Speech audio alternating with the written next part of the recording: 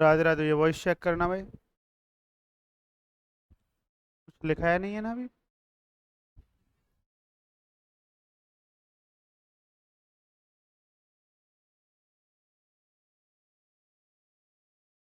हाँ लिखो तो भैया।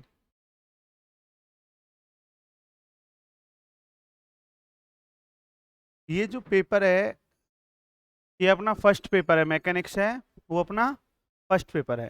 तो जो अपनी बुक नोटबुक है उसके फर्स्ट पेज में लिखो मैकेनिक्स। और हिंदी मीडियम वाले एक बात और सुन लेना भैया, कुछ वर्ड इंग्लिश के सीखो धीरे धीरे, ठीक है?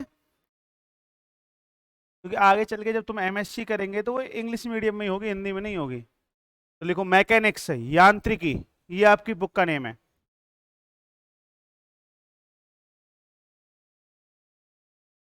हाँ, मैकेनिक्स,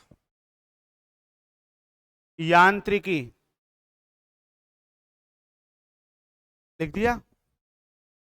अब इसमें पेपर में अपन को क्या क्या पढ़ना है, जो ये बुक है मैकेनिक्स की, हिंदी में यांत्रिकी बोलते हैं, इंग्लिश में मैकेनिक्स वर्ड बोलते हैं। इसमें अपन को क्या क्या पढ़ना है उसके बारे में बातचीत कर लेते हैं।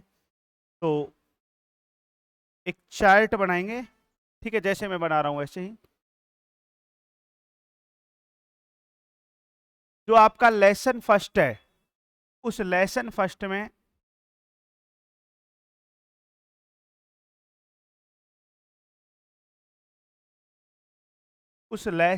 में आपको क्या पढ़ना है, तो लिखो लेसन फर्स्ट।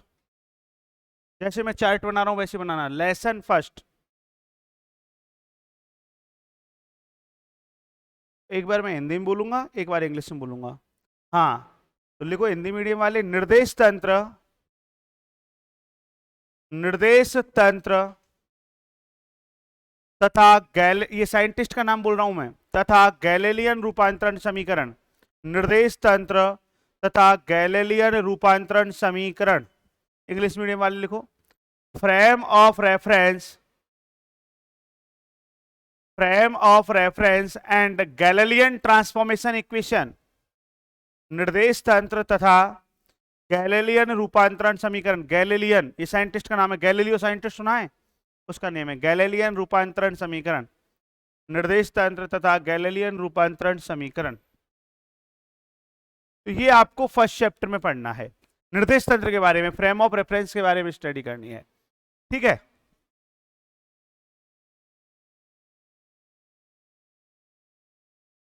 लेसन सेकंड,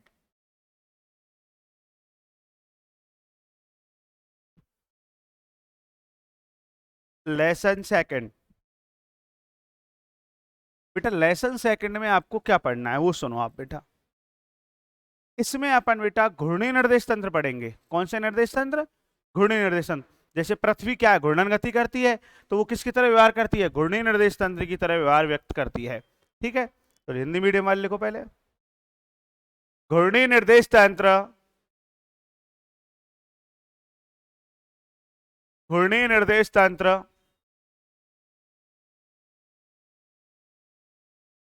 तथा आभासी बल। इंग्लिश मीडियम वाले लिखो rotating frame of reference and pseudo force, rotating frame of reference and pseudo force, घूर्णी निर्देश तंत्र तथा आभासी बल।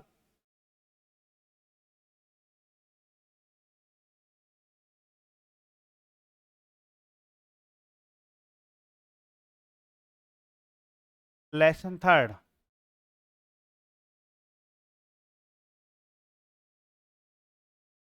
इसमें बेटा अपन आइंस्टीन की कहानी पढ़ेंगे। तो लिखो आपेक्षिकता का विशिष्ट सिद्धांत। हिंदी में आपेक्षिकता और सापेक्षिकता दो शब्द है, एक ही बात है ना? आपेक्षिकता का विशिष्ट सिद्धांत, विशिष्ट, आपेक्षिकता का विशिष्ट सिद्धांत। इंग्लिश मीडियम वाले लिखो special theory of relativity, special theory of relativity, आपेक्षिकता का विशिष्ट सिद्धांत। लिख दिया। इसे शॉर्ट में अपन बेटा एसटीआर कहते हैं,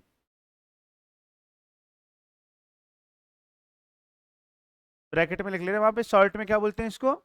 एसटीआर।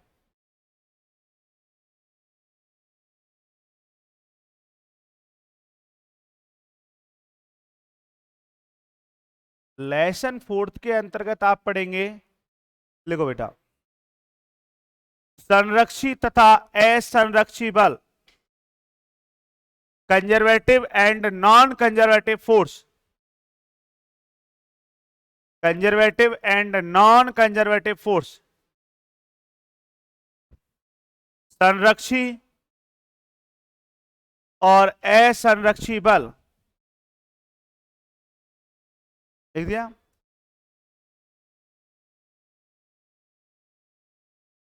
मतलब कंजर्वेटिव नॉन कंजर्वेटिव फोर्स के बारे में स्टडी करेंगे।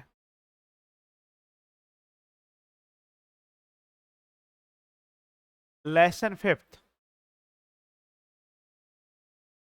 बेटा लेसन फिफ्थ में आप पढ़ेंगे सेंटर ऑफ मास। क्या पढ़ोगे?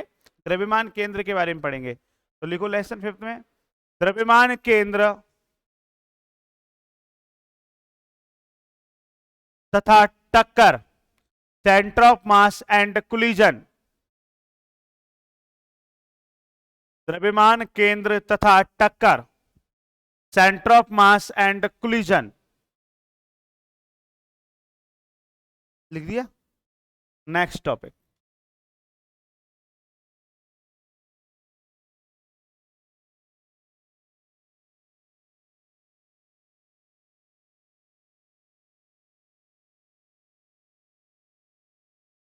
हाँ भाई, नेक्स्ट टॉपिक जो आपको पढ़ना है वो आरबीडी से रिलेटेड स्टडी करनी है, उसे बोलते हैं, लिखो, दृढ़ पिंड गतिकी, दृढ़ पिंड गतिकी, इंग्लिश में बोलते हैं rigid body dynamics, rigid RIGID, rigid body dynamics, दृढ़ पिंड गतिकी, लिख दिया। अब इसमें आपको क्या पढ़ना है, ब्रैकेट में लिखना चाहो तो जड़त्व आघूर्ण, मोमेंट ऑफ इनर्शिया, दृढ़ पिंड गतिकी के अंतर्गत आपको जड़त्व आघूर्ण नाम का टॉपिक मिलेगा, मोमेंट ऑफ इनर्शिया, जड़त्व आघूर्ण, लिख दिया।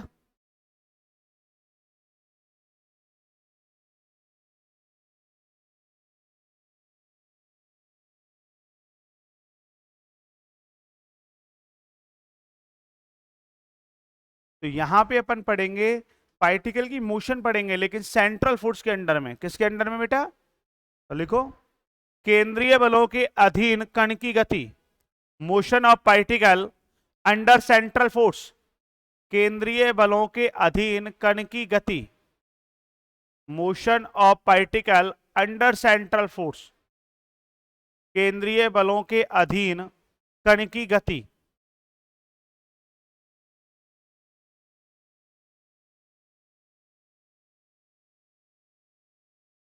लिख दिया।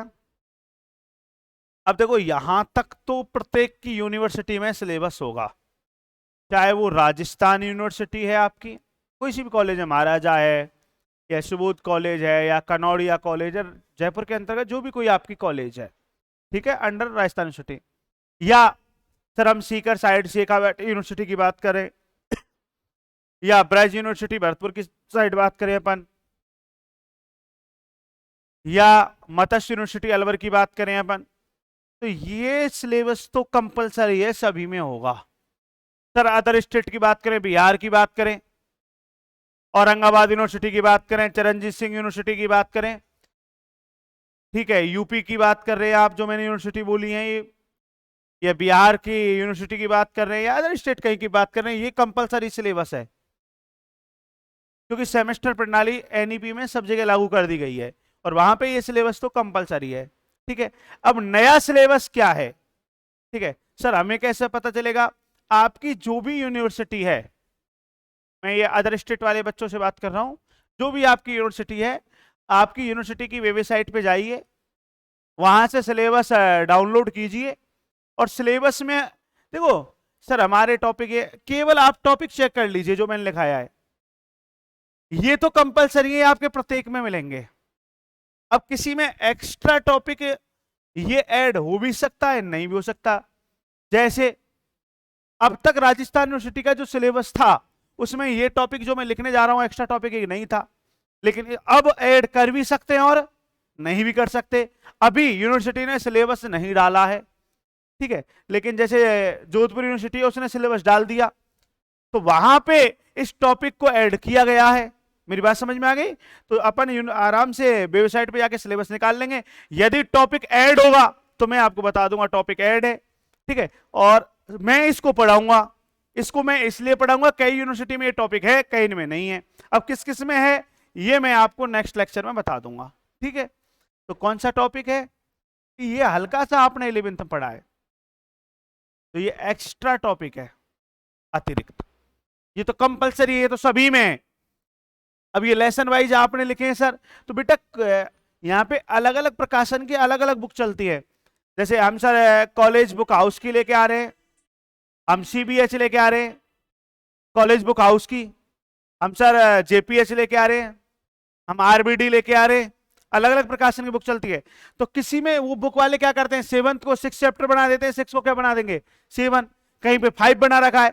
चैप्टर ऊपर नीचे हो सकते हैं, तो अलग अलग प्रकाशन का सिस्टम अलग अलग है। यहाँ ऐसे नहीं है जैसे तुम्हारे 11th में फिक्स है कि आरबीएससी की बुक चल रही है, सीबीएसई की बुक चल रही है, एनसीईआरटी। यहाँ पे ऐसे यूनिवर्सिटी में कोई बुक लागू नहीं होती है। मेरी बात आपके समझ में आ गई ना? यूनिवर्सिटी केवल सिलेबस निकालती है। अब अलग अलग प्रकाशन होते हैं, जैसे अपन बुक निकाल दी, अब अपन ने सेंटर ऑफ मास वाला 5वां चैप्टर तीसरा बना दिया। मेरी बात आपके समझ में आ रही है ना? तो तुम्हें क्या है, टॉपिक देखने हैं जो चैप्टर्स है। अब कहीं पे तीसरा हो सकता है, कहीं पे 5वां हो सकता है, तो ये टॉपिक चेक करने हैं। ये मैं अदर स्टेट के बच्चों से बोल रहा हूं और अपने राजस्थान के बच्चों से बोल रहा हूं, ठीक है। ये कंपलसरी है, मैंने लिखे हैं, ये आपको पढ़नी है। ये किसी में है, किसी में नहीं है। लिखो क्या टॉपिक है। इलास्टिक प्रॉपर्टीज, प्रत्यास्थ गुणधर्म। इलास्टिक प्रॉपर्टीज, प्रत्यास्थ गुणधर्म।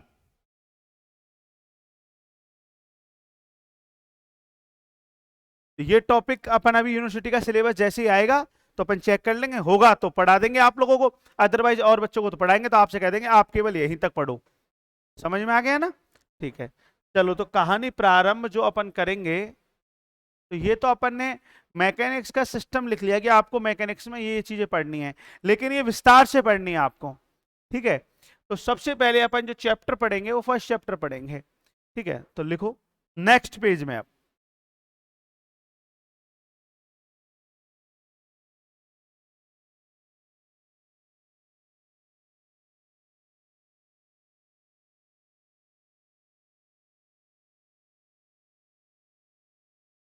लेसन फर्स्ट, नेक्स्ट पेज में लिखेंगे।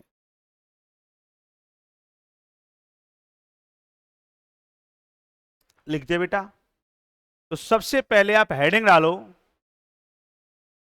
निर्देश तंत्र, फ्रेम ऑफ रेफरेंस। हेडिंग डालो बेटा, निर्देश तंत्र, फ्रेम ऑफ रेफरेंस। डाल दी हेडिंग। अब नोटबुक कर दो बंद और संपूर्ण ध्यान बोर्ड पे। समझना निर्देश तंत्र क्या होता है।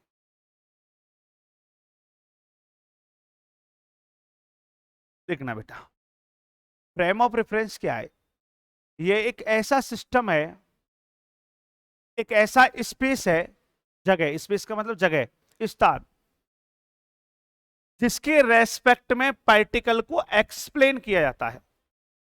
एक ऐसा सिस्टम जिसके रेस्पेक्ट में पार्टिकल क्या किया जाता है बेटा?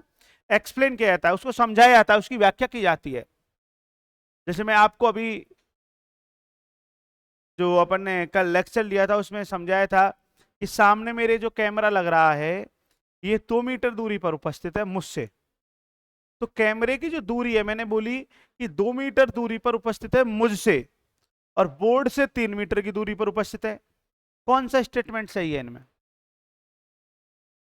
दोनों ही सही है, दोनों ही, क्योंकि मेरे सापेक्ष 2 मीटर दूरी है, बोर्ड के सापेक्ष, तो कैमरे की जो दूरी है वो एक्सप्लेन एक तो मेरे रेस्पेक्ट में की गई है और एक बोर्ड के। तो जब मेरे सापेक्ष कैमरे को समझाया गया है, डिस्टेंस एक्सप्लेन की गई है, तो इसके लिए फ्रेम ऑफ रेफरेंस कौन है?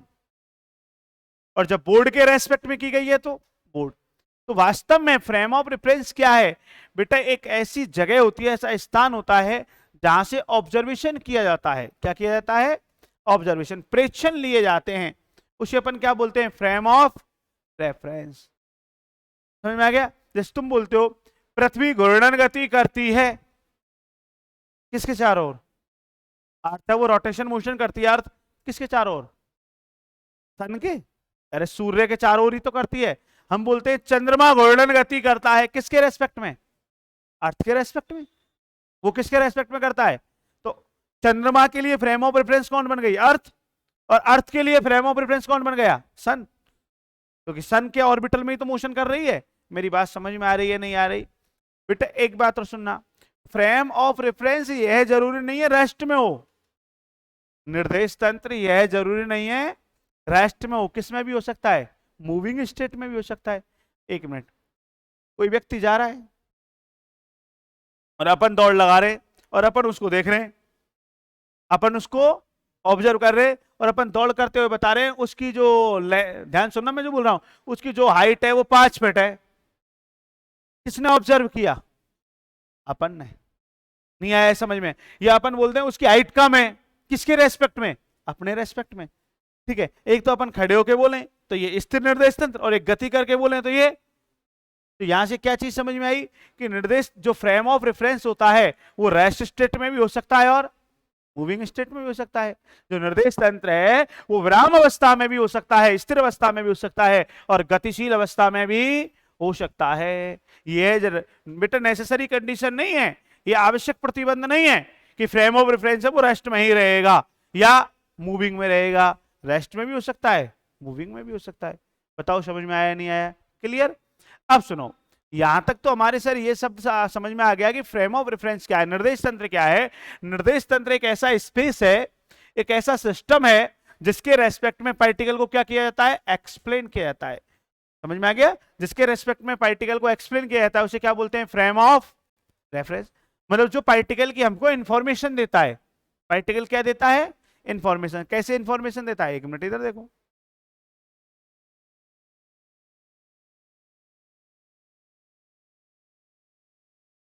ध्यान समझना। कोई ऑब्जर्वर यहां पे बैठा हुआ है, ऑब्जर्वर प्रेक्षक देखने वाला यहां पे बैठा हुआ है। वो का मतलब ऑब्जर्वर। यहां पे कोई पार्टिकल प्रेजेंट है, मान लो चिड़िया बैठी हुई है, ठीक है। ये ऑब्जर्वर इस चिड़िया को देख रहा है। तुमने पढ़ा है इस एक्सिस को तुम एक्स बोलते हो क्या? इसको क्या बोलते हो? यहां पे जो चिड़िया बैठी हुई है, कोई बर्ड है, पक्षी है, उसके कोऑर्डिनेट क्या ले लिया अपन ने? एक्स और वाई। तो मैं आपसे पूछता हूं एक्स क्या है? सर ये एक्स है, सही है क्या? और वाई क्या है? ये कौन सा कोऑर्डिनेट है? जैसे आप बोलते हो सर उसके कोऑर्डिनेट है वो 2 3 है। कोऑर्डिनेट क्या है किसके? बर्ड के। पक्षी के कोऑर्डिनेट 2 3 है, इसका मतलब क्या है? अब तुम पढ़ के आए हो 11 12, बताओ इसका मतलब क्या है?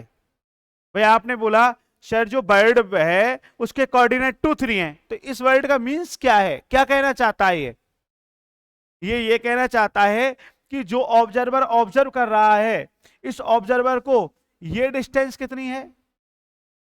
2। और ये डिस्टेंस कितनी है? मतलब ऑब्जर्वर से ये वाली डिस्टेंस 2 है और ये वाली डिस्टेंस कितनी है? 3 है। तो इस बर्ड की पोजीशन क्लियर हुई नहीं हुई कि एक्स एक्सिस पे तो 2 मीटर डिस्टेंस चलना है और वाई एक्सिस पे 3 मीटर। तो ये किसने एक्सप्लेन किया?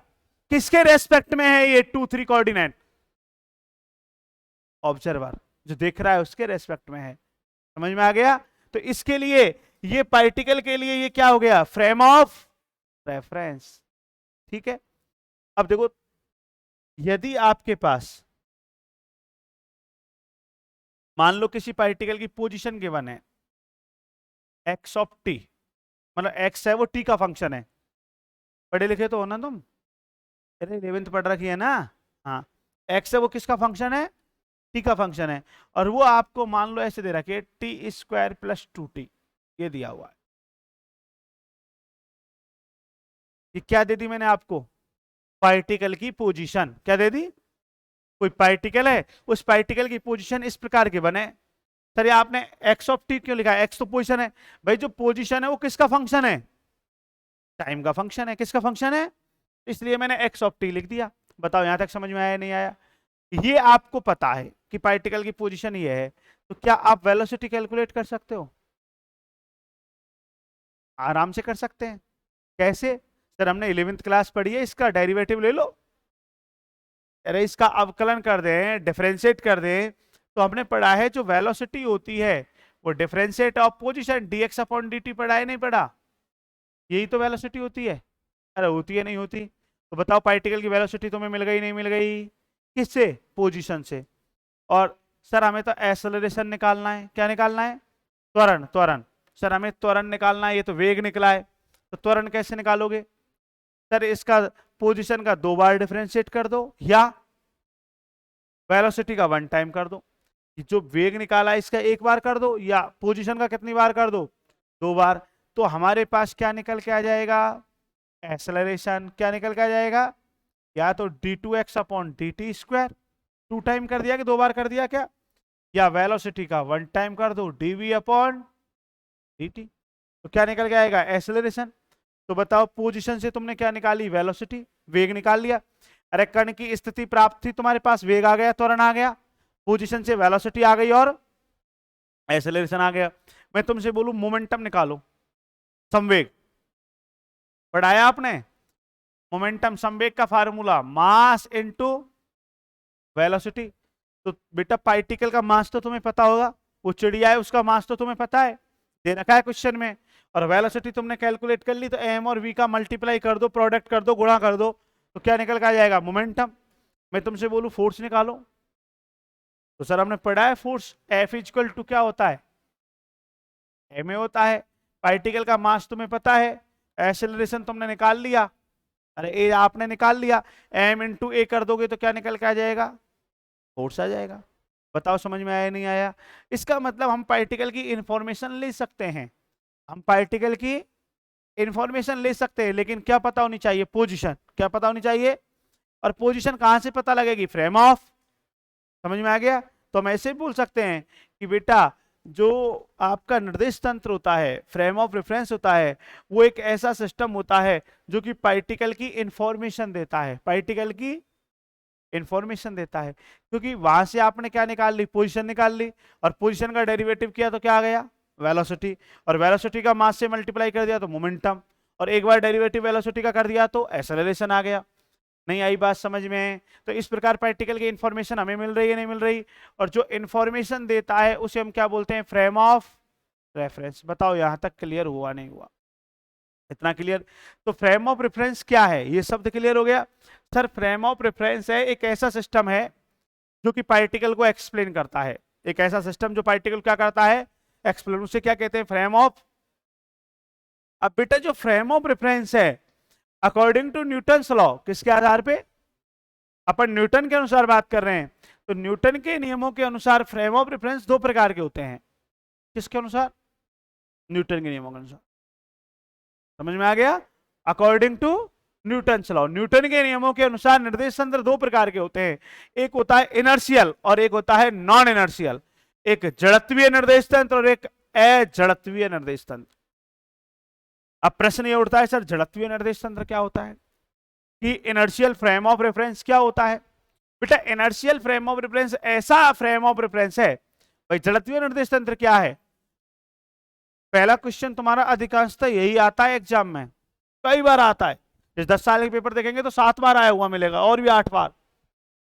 जड़त्वीय और अजड़त्वीय निर्देश तंत्रों को परिभाषित कीजिए। तो इनको समझो ध्यान से कि इनर्शियल फ्रेम ऑफ रेफरेंस क्या होता है, जड़त्वीय निर्देश तंत्र क्या होता है। भाई सीधी सी बात है, ऐसा फ्रेम ऑफ रेफरेंस जो न्यूटन्स लॉ का फॉलो करे। किसका फॉलो करे? वह निर्देश तंत्र जो कि न्यूटन के नियमों का पालन करे, उसे अपन क्या बोलते हैं? Inertial frame of. और जो नहीं फॉलो करता है वो नॉन इनर्शियल।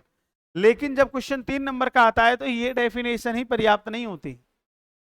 भाई पेपर में क्वेश्चन आया 3 मार्क्स का, दे दिया कि inertial and non inertial frame of reference को डिफाइन करो, जड़त्वीय अजड़त्वीय निर्देश तंत्रों को परिभाषित करो, और आप लिख दो जड़त्वीय वह निर्देश तंत्र जो न्यूटन के नियमों का पालन करे, जड़त्वीय कहलाता है। और अजड़त्वीय न्यूटन के नियमों का पालन नहीं करे अजड़त्वीय कहलाता है। तो 3 में से आपको 1.5 नंबर या 1 नंबर ही पकड़ाएगा, 3 नंबर नहीं देगा। फिर सर हम क्या करें, एक्सप्लेन करो उस चीज को। 11th 12th में नहीं है वो, आप अब बच्चे नहीं हो, अब आप साइंस की सेकंड सीडी में आ गए, ग्रेजुएशन में आ गए, और यहां तुम बेटा सब्जेक्ट के एक्सपर्ट बनने जा रहे हो। मेरे पॉइंट को समझना। तो यहां तुम्हें सीमित ज्ञान से काम नहीं चलेगा। ग्रेजुएशन या पोस्ट ग्रेजुएशन, बीएससी या एमएससी सब्जेक्ट में इसलिए की जाती है कि आपको सब्जेक्ट की डीपली नॉलेज हो। समझ में आ गया? उस सब्जेक्ट की आपको डीपली नॉलेज हो, गहराई से ज्ञान होना चाहिए सब्जेक्ट का, इसलिए आप ग्रेजुएशन करते हो। ठीक है, तो सर हम फिर डेफिनेशन क्या देंगे? तो बेटा आप एक वर्ड बोल रहे हो कि वह फ्रेम ऑफ रेफरेंस जो न्यूटन्स लॉ का फॉलो करे, तो उसे क्या बोलते हो? इनर्शियल, जड़त्वीय निर्देश तंत्र कहते हो। तो सबसे पहले जो इनर्शिया वर्ड है, जड़त्व शब्द है, ये न्यूटन ने फर्स्ट लॉ में डिफाइन किया है। कौन से लॉ में? तो क्या है न्यूटन का फर्स्ट लॉ?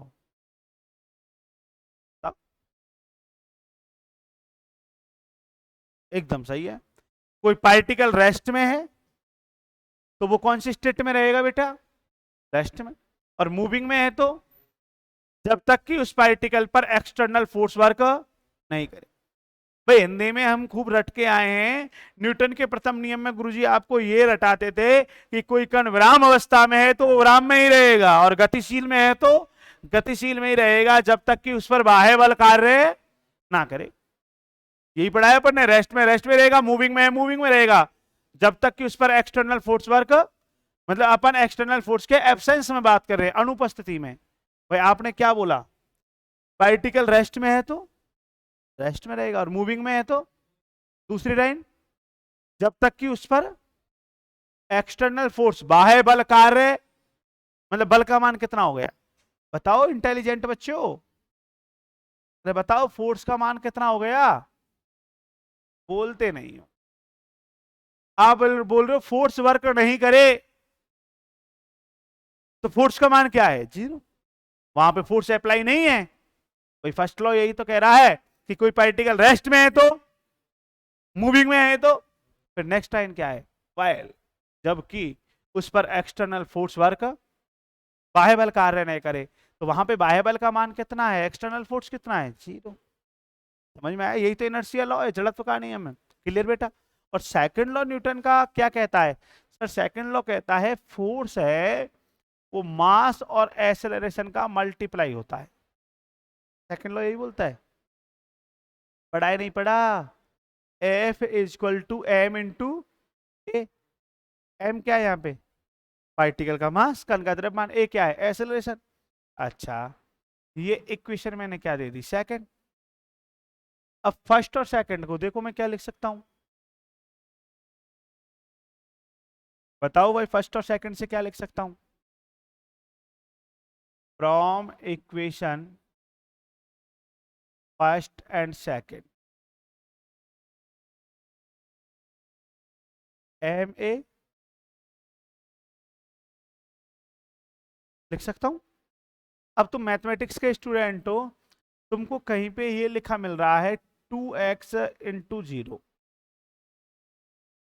हाँ भाई गणित के विद्यार्थी हो, आपको क्या लिखा मिल रहा है? 2x इंटू, तो यहां पे आप क्या समझ रहे हो इससे कि 2 और x का मल्टीप्लाई कितना है? भाई आपको 2 और x का मल्टीप्लाई क्या मिल रहा है? तो कन्फर्म है यहाँ पे कि 2 और x का मल्टीप्लाई 0 कब मिला? या तो यहाँ पे 2 0 है, या क्या 2 0 हो सकता है? तो वहां पे तुम ऐसे समझाते हो गुरुजी 2 तो 0 हो नहीं सकता, फिर 0 कौन है? यदि x का मान 0 है तभी तो यहाँ पे 0 पुट करेंगे, 0 का गुणा 2 से करेंगे तो क्या आ जाएगा? 0। सर समझ में नहीं आया, दोबारा बोलो। भैया आप मैथमेटिक्स में पढ़ते हो 2x बराबर 0 लिख रहा है कहीं पे, या तो आप क्या कहते हो कि 2x बराबर 0 का मतलब है 2 और x का मल्टीप्लाई क्या है? 0 है। और ये कब पॉसिबल है? जब या तो 2 0 या क्या 2 0 हो सकता है, फिर 0 कौन है? अच्छा, यहां पे क्या लिख रहा है पढ़ना? एम ए बराबर, एम क्या है? पार्टिकल का मास, और ए क्या है? एक्सेलरेशन।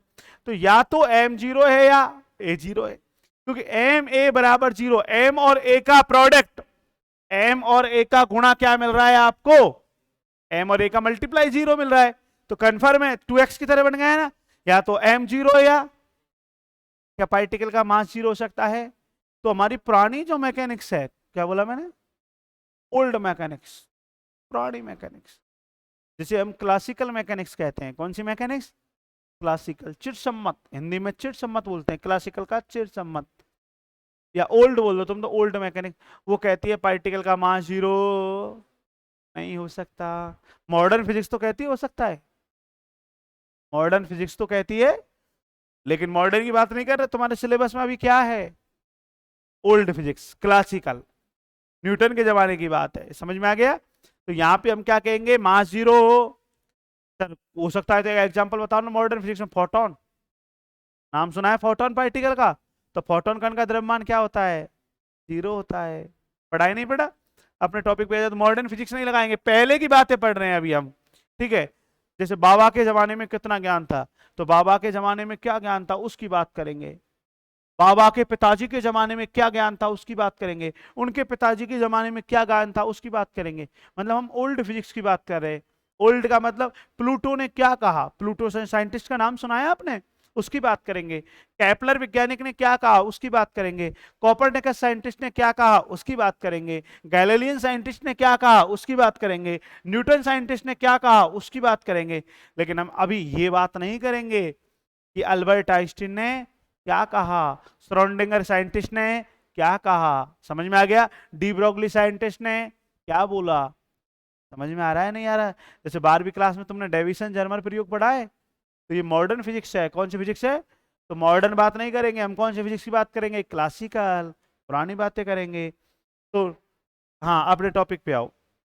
तो यहाँ पे क्या लिख रहा है, एम और ए का मल्टीप्लाई क्या है, तो बेटा एम और ए का मल्टीप्लाई 0 है, या तो एम 0 या, तो जिस फिजिक्स को हम पढ़ रहे हैं उसमें उस जमाने तक, उस एज तक, उस युग तक ये तो कन्फर्म था कि पार्टिकल का मास 0 नहीं हो सकता। समझ में आ गया, पार्टिकल का मास 0 नहीं हो सकता। अब पार्टिकल का मास 0 नहीं हो सकता, तो यहां पे फिर 0 क्या है, एक्सेलरेशन। वही कहा ने 2x इंटू 0, तो 2 तो 0 हो नहीं सकता, फिर 0 क्या है, x। ऐसे m into A equal to 0, या तो m 0 या a 0, तो m तो 0 हो नहीं सकता, मास ऑफ पार्टिकल। हाँ भैया, फिर 0 क्या है, a क्या है ये समझाओ, a क्या है, a क्या है, एक्सेलरेशन ऑफ पार्टिकल। a क्या है, एक्सेलरेशन ऑफ पार्टिकल, कण का त्वरण। अब मैं इस बात को ऐसे भी तो कह सकता हूं कि यदि कोई पार्टिकल है उसके लिए ए का मान 0 है, तो एफ का मान तो 0 होगा। हाँ भूल सकता हूं ना, एफ इक्वल टू क्या होता है, एम है। यदि किसी पार्टिकल के लिए ए का मान 0 पुट करना है यहाँ पे, तो एफ का मान क्या हो जाएगा, 0। बात समझ में आई नहीं आई, आ गई समझ में। अब सुनो क्या कहानी है। ये आपका कोई पार्टिकल है, ये क्या है, कोई पार्टिकल, और इस पार्टिकल पर फोर्स नहीं लग रहा है। इस पार्टिकल पर फोर्स, फोर्स, इसका मतलब पार्टिकल के लिए ए का मान कितना है, एफ का मान 0 है, तो इसका मतलब ए तो 0 हो गया ना भाई। एफ क्या होता है, एम ए होता है, और एम 0 हो नहीं सकता, फिर 0 कौन है, यही तो समझाया है आपको। तो मैंने क्या बोला, ये कोई पार्टिकल है और उस पार्टिकल के लिए फोर्स कितना है, 0। तो इसका मतलब, इसका मतलब विदाउट एक्सेलरेट पार्टिकल। अरे ए नहीं है, त्वरण रहित है। ए मतलब त्वरण, और 0 का मतलब रहित। रहित दो शब्द होते हैं, रहित और सहित। विद एक्सेलरेशन और विदाउट एक्सेलरेशन। विदाउट का मतलब क्या है, ए का मान 0, और विद का मान क्या है, ए नॉट इक्वल टू 0। अरे समझ में आ रहा है नहीं आ रहा। तो मैंने क्या बोला कि ये कोई पार्टिकल है, उसके लिए फोर्स का मान कितना है, 0। इसका मतलब फोर्स 0 कब होगा, फोर्स क्या होता है, एफ बराबर एम ए। जब ए का मान 0 होगा तो वहां पे एफ क्या हो जाएगा, 0 हो जाएगा। अब यहां पे कोई बेटा ऑब्जर्वर बैठा हुआ है, कौन बैठा हुआ है? और ये ऑब्जर्वर, प्रेक्षक, देखने वाला पार्टिकल को ऑब्जर्व करता है, पार्टिकल को। और जब ये देखता है पार्टिकल को, तो ये भी ऐसे कहता है कि पार्टिकल पर फोर्स नहीं लग रहा, मतलब पार्टिकल के लिए ए का मान क्या है? तो जैसा पार्टिकल है वैसा ही इसको दिखाई दिया, नहीं दिया? पार्टिकल ये कह रहा है फोर्स नहीं लग रहा, इसे क्या दिख रहा है? फोर्स नहीं लग रहा। अरे बात समझ में आ रही है, नहीं आ रही? अरे क्लियर हो रहा है, नहीं हो रहा? मतलब पार्टिकल की एक्सैक्ट पोजीशन दिखी है, झूठ नहीं बोली है इस ऑब्जर्वर ने, जैसा है वैसा ही दिखा है। तो बेटा ये फ्रेम ऑफ रेफरेंस कहलाता है इनर्शियल। क्या कहलाता है? तो एक परिभाषा और निकल के आ गई। क्या निकल के आ गई? यदि कोई पार्टिकल विदाउट एक्सेलरेशन के है, कैसे है? यदि कोई कण त्वरण रहित है और उसे निर्देश तंत्र में देखने पर, यदि कोई पार्टिकल विदाउट एक्सेलरेशन के है और उसे फ्रेम ऑफ रेफरेंस में ऑब्जर्व करने पर, निर्देश तंत्र में देखने पर कण त्वरण रहित ही दिखाई दे, मतलब पहले भी a बराबर 0, a बराबर 0 को मैं त्वरण रहित बोलूंगा, विदाउट एक्सेलरेशन बोलूंगा। तो आप क्या बोल रहे हो?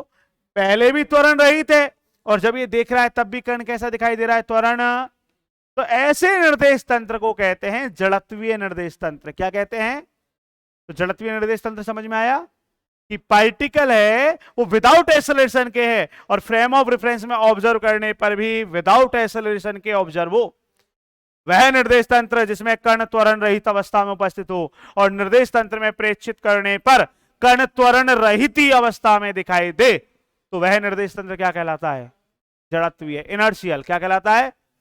और गुरुजी कहानी ऐसे हो जाए तो, ऐसे हो जाए तो पार्टिकल कैसा है?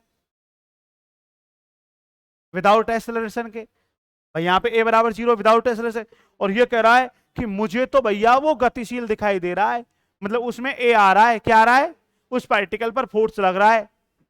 तो अब ये कौन सा फ्रेम ऑफ रेफरेंस है? Non inertial. वेरी गुड, अजड़त्वीय निर्देश तंत्र। तो डेफिनेशन कैसे बोलेंगे? वह फ्रेम ऑफ रेफरेंस जिसमें, इधर देखो, वह फ्रेम ऑफ रेफरेंस यदि पार्टिकल विदाउट एक्सेलरेशन के हो और फ्रेम ऑफ रेफरेंस में ऑब्जर्व करने पर विद एक्सेलरेशन के ऑब्जर्व हो। नहीं आया समझ में यार? यदि कण त्वरण रहित अवस्था में उपस्थित हो और निर्देश तंत्र में देखने पर कण त्वरण सहित अवस्था, त्वरण सहित अवस्था में दिखाई दे, तो ऐसे निर्देश तंत्र को कहते हैं अजड़त्वीय। क्या कहते हैं? अजड़त्वीय निर्देश तंत्र कहते हैं। ठीक है, ये तो हो गया नॉर्मल ज्ञान। अब सर हम आईआईटी का पेपर देना चाहते हैं, जैम का, तो वहां क्वेश्चन कैसे आता है? थोड़ा सा लेवल बढ़ जाता है। देखो लेवल कैसे बढ़ता है? ए बराबर क्या मिला है? 0। ए बराबर क्या मिला है? 0। अच्छा, ए का मान 0, ए होता क्या है पहले तो ये बताओ, ए क्या होता है? देखो थोड़ा सा एनालिसिस करो, ए क्या होता है? सर ए होता है, ध्यान से देखेंगे, ध्यान से, वेलोसिटी का डेरिवेटिव, ये ए होता है। मैंने सही लिखा है क्या? अरे वेग का अवकलन ही तो त्वरण होता है। अच्छा बेटा मैं तुमसे एक बात पूछूं, मैं यहाँ ए का मान रख रहा हूं ये, तो dv upon dt is equal to क्या आ गया? भाई ए क्या होता है? dv अपॉन dt, और मैंने यहाँ पे मान रख दिया। अब मुझे एक बात बताओ, d अपॉन dt का मतलब डेरिवेटिव, किसका डेरिवेटिव? वेलोसिटी का, वेग का। वेग का डेरिवेटिव क्या मिल रहा है? 0। गणित पढ़िए, मैथमेटिक्स। ये 0 कब संभव है? वेरी गुड, जब वेलोसिटी क्या हो? कांस्टेंट। क्योंकि हम जानते हैं कांस्टेंट फंक्शन का डिफरेंशिएट क्या होता है, पढ़ा है नहीं पढ़ा? तो आप कह रहे हो कि वेलोसिटी का डेरिवेटिव 0 मिल रहा है, इसका मतलब वेलोसिटी क्या है? कांस्टेंट है। भाई तुमने तो पढ़ा है नियत फलनों का अवकलन शून्य होता है, कांस्टेंट फंक्शन का डिफरेंशिएट 0 होता है। तो हमने देखा वेलोसिटी का डिफरेंशिएट 0, इसका मतलब वेलोसिटी क्या हो गई यहाँ पे? कांस्टेंट। अब बेटा कांस्टेंट वर्ड का अर्थ क्या है? नियत शब्द का अर्थ क्या है? क्या होता है कांस्टेंट? क्या होता है कांस्टेंट? सर कोई वेलोसिटी है कोई भी फिक्स वेलोसिटी और उससे पार्टिकल मूविंग स्टेट में है। जैसे ये कोई पार्टिकल है और ये जा रहा है, फिक्स वेलोसिटी कर दी, इसकी चेंज नहीं करेंगे। जैसे अपन ने कर दी इसकी 5 किलोमीटर पर आवर, कितनी कर दी 5 किलोमीटर पर, ये टाइम के अलोंग चेंज नहीं हो रही, तो ये कैसा मान है, कांस्टेंट है। ये वेलोसिटी से पार्टिकल जा रहा है, कितनी वेलोसिटी जा रहा है 5 किलोमीटर पर आवर। बेटा एक बात सुनो, जीरो भी तो कांस्टेंट वैल्यू होती है, और वेलोसिटी जीरो, तो इसका मतलब पार्टिकल कौन सी स्टेट में है, अरे वेलोसिटी जीरो है, पार्टिकल कौन सी अवस्था में है, रेस्ट में, कौन सी अवस्था में। अब मेरा प्रश्न है आपसे,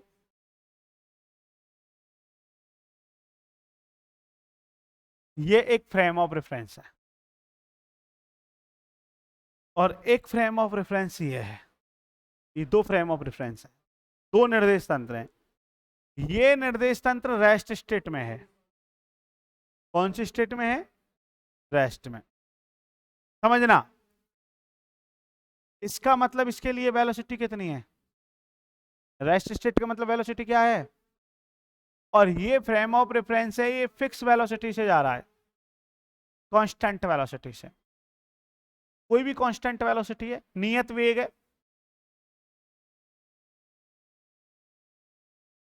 मतलब वेलोसिटी नॉट इक्वल टू, कोई कांस्टेंट वेलोसिटी से जा रहा है।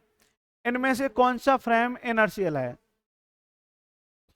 फर्स्ट फ्रेम या सेकंड फ्रेम, इनमें से जड़त्वीय निर्देश तंत्र कौन सा है, ये वाला, सेकंड वाला या फर्स्ट वाला। कितनी परसेंट है 12th में, जोर से बोल, आपकी फर्स्ट वाला, आपकी दोनों,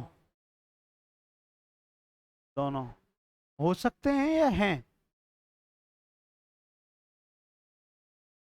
यार अभी समझाया है। इनर्शियल फ्रेम क्या होते हैं, जिनके लिए ए का मान कितना हो, जीरो, तो ए का मान तो दोनों के लिए जीरो आ रहा है भाई। भाई ए क्या है, ए क्या है, डीवी अपॉन dt। तो सेकंड के लिए v का मान कितना है, यहां पे जीरो पुट करना, डी अपॉन dt। हाँ भाई, जीरो का डिफरेंशिएट कितना होगा, जीरो ही तो आएगा, जीरो मिलेगा। v क्या है, कांस्टेंट, कांस्टेंट पुट करना, क्या आएगा, दोनों ही क्या है, इनर्शियल है, क्योंकि तो दोनों कंडीशन में ए का मान क्या मिल रहा है, जीरो। तो ए जीरो मिल रहा है, इसका मतलब समझ में आ गया कि पार्टिकल रेस्ट में भी हो सकता है, पार्टिकल मूविंग में भी हो सकता है, लेकिन मूविंग में एक कंडीशन है, यदि होगा तो कांस्टेंट वेलोसिटी से होगा, होगा तो इसका मतलब जड़त्वीय निर्देश तंत्र स्थिर भी हो सकते हैं और गतिशील भी हो सकते हैं। जो इनर्शियल फ्रेम है, अब कई टीचर लिखाते हैं रेस्ट फ्रेम ऑफ रेफरेंस, जो रेस्ट फ्रेम ऑफ रेफरेंस होते हैं, स्थिर निर्देश तंत्र होते हैं, वो जड़त्वीय होते हैं, क्या गतिशील नहीं होते, हो सकते हैं।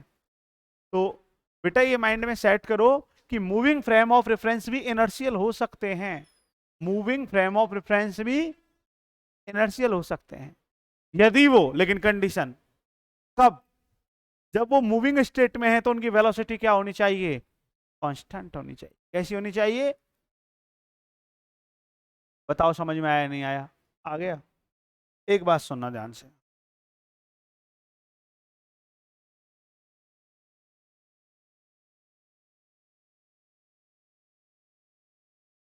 यहां पे कोई पार्टिकल है,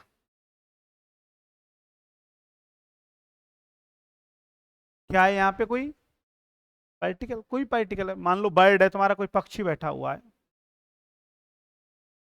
ठीक है। एक बड़ी बॉल है, बड़ी बॉल, फुटबॉल मान लेते हैं, बेटा फुटबॉल देखिए, ये फुटबॉल है, ठीक है। इस फुटबॉल पर कोई मक्खी बैठी हुई है, फुटबॉल पर कौन बैठी हुई है, मक्खी, और ये इस पार्टिकल को ऑब्जर्व कर रही है। मेरी बात समझ में आ गई। और फुटबॉल इसके परिक्रमा कर रही है, चारों ओर गति कर रही है, घूर्णन गति कर रही है, मतलब फुटबॉल है वो ऐसे मोशन कर रही है,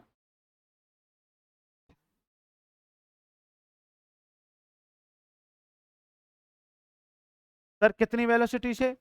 फुटबॉल का जो वेग है वो मान लो आपको 5 किलोमीटर पर आवर दिया हुआ। समझ में आ रहा है नहीं आ रहा? अब बताओ मक्खी कैसा फ्रेम ऑफ रेफरेंस है? सोच समझ के जवाब दो। अब ये क्वेश्चन है ना, ये नॉर्मल क्वेश्चन नहीं है, नॉर्मल क्वेश्चन नहीं, सोच समझ के जवाब दो। तुम आईआईटी का एग्जाम दोगे, साइंटिस्ट का पेपर देते हो ना, बार का डीआरडीओ का, ऐसे क्वेश्चन आते हैं। लगाओ माइंड। या रिसर्च सेंटर के इंटरव्यू दोगे तो वहां पे इस प्रकार क्वेश्चन पूछा जाता है। दोबारा बोलो क्वेश्चन एक बार और। ये कोई पक्षी बैठा हुआ है, ये फुटबॉल है, ये इस पक्षी के चारों ओर घूर्णन गति कर रही है, रोटेशन मोशन कर रही है, कितनी वेलोसिटी से? 5 kilometre per hour, constant velocity से रोटेशन मोशन कर रही है। अब मैं आपसे पूछता हूं कि बेटा जो मक्खी है या फुटबॉल है, एक ही बात हो गई क्योंकि उस पर ये बैठी हुई है, तो मैं फुटबॉल बोल दूं या मक्खी बोल दूं? ठीक है, कैसा फ्रेम ऑफ रेफरेंस है? इनर्शियल, इनर्शियल है, जड़त्वीय है। क्यों? क्यों?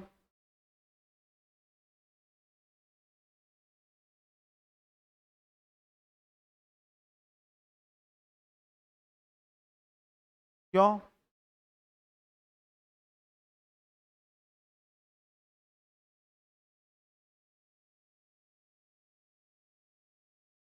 क्या? जोर से बोल। हाँ बोल।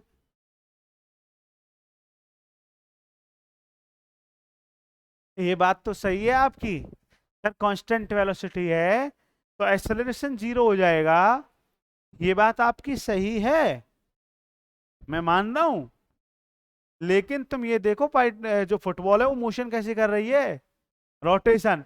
तो रोटेशन मोशन के लिए रोटेशनल वेलोसिटी काम लेते हैं, जैसे कोणीय वेग बोलते हो, एंगुलर वेलोसिटी। तो तुमने ये फार्मूला नहीं पढ़ा क्या?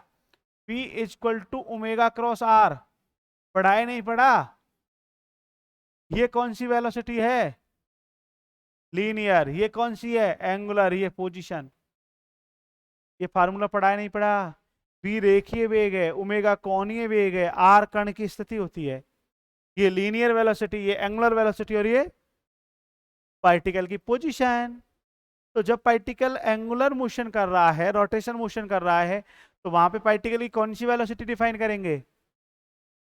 कौन सी वेलोसिटी डिफाइन करेंगे जब पार्टिकल रोटेशन मोशन कर रहा है? तो ओमेगा डिफाइन करेंगे। तो बेटा ओमेगा जब डिफाइन करेंगे तो बेटा v तो कांस्टेंट है, पार्टिकल की पोजीशन तो चेंज हो रही है।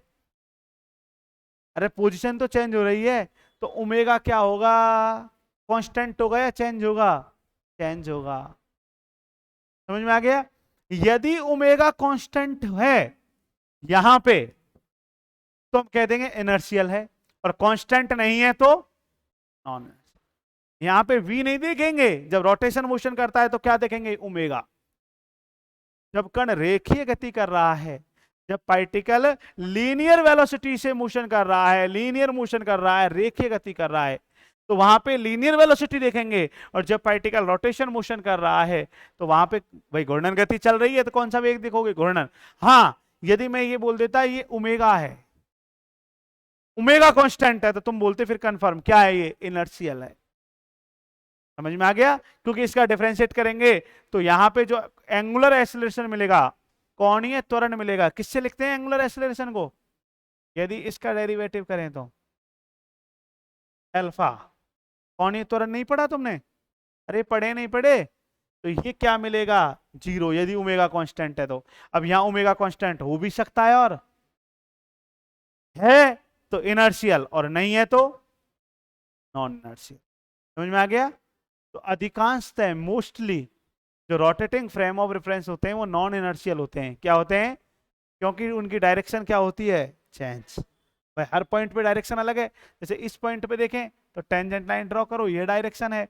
इस पॉइंट पे देखें तो डायरेक्शन ये है, इस पॉइंट पे देखें तो डायरेक्शन ये है, इस पॉइंट पे देखें तो डायरेक्शन ये है। तो डायरेक्शन चेंज हो रही है नहीं हो रही? तो ओमेगा का मान भी क्या होगा? चेंज होगा। और ओमेगा चेंज होगा तो अल्फा मिलेगा नहीं मिलेगा? और अल्फा क्या है? एक्सेलरेशन। और त्वरण मिलेगा तो पार्टिकल पर क्या लगेगा? फोर्स लगेगा। तो बेटा जब फोर्स लगेगा तो बताओ न्यूटन क्या कह रहा है, फोर्स 0 है, और यहाँ पे फोर्स लग रहा है तो न्यूटन के नियम का पालन, तो कौन सा फ्रेम हो गया, नॉन इनर्शियल। बताओ समझ में आया नहीं आया। और इनको मैं नए नए एग्जाम्पल देके जैसे अर्थ को लेके और अच्छे से क्लियर करेंगे। तो ये अब लिखवा देता हूं मैं, लिखवा दूं एग्जाम में कैसे लिखना है, फिर नेक्स्ट पढ़ेंगे, पहले डेफिनेशन लिख लो। कल लिखें, टाइम हो गया, एक नेक्स्ट लेक्चर में लिख लें, बताओ, अरे क्या नहीं हो।